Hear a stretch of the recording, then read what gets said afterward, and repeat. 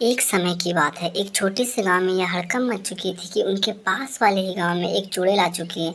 लेकिन यह बात सुन के गोला और मोना घबरा जाती है। लेकिन उनका समय स्कूल जाने का हो जाता है और वो स्कूल की ओर चले जाते हैं।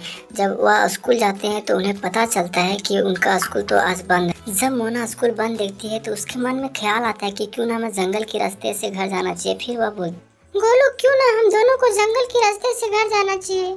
फिर यह दोनों जंगल के रास्ते से घर जाने के लिए तैयार हो जाते हैं। फिर यह जंगल के रास्ते से जाने लगते हैं और कुछ देर चलने के बाद या फिर सीधा जंगल पहुंच जाते हैं। जब यह दोनों जंगल पहुंचते तो देखते कि अरे वाह, यहाँ तो बहुत सुंदर सुंदर फूल है, पेड़ है और पत्तियां हैं।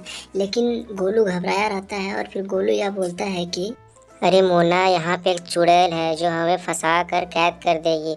चलो हम दोनों घर चले जाते हैं। अरे गोलू, तुम बेवजह डर रहे हो। यहाँ तो कोई भी चुड़ैल नहीं है। अभी तक तो मुझे कोई चुड़ैल नहीं दिखी है। तुम क्यों डर रहे हो? और फिर वहाँ पे वह भूतनी प्रकट होती है और वह बोलने लगती है कि अरे वाह, यहाँ तो दो दो बच्चे आए और मैं कितने दिनों से भूखी हूँ। अब इसे मैं खाकर अपनी भूख को मिटा लूँ। फिर वह भूतनी उन दोनों बच्चों को फंसाने के लिए कार का लुभावना। अरे वाह, वहाँ पे कितना सुंदर कार है और मैं सब लेने जा रही हूँ। अरे नहीं, ये तो भूतनी की चाल है, तुम मत जाओ।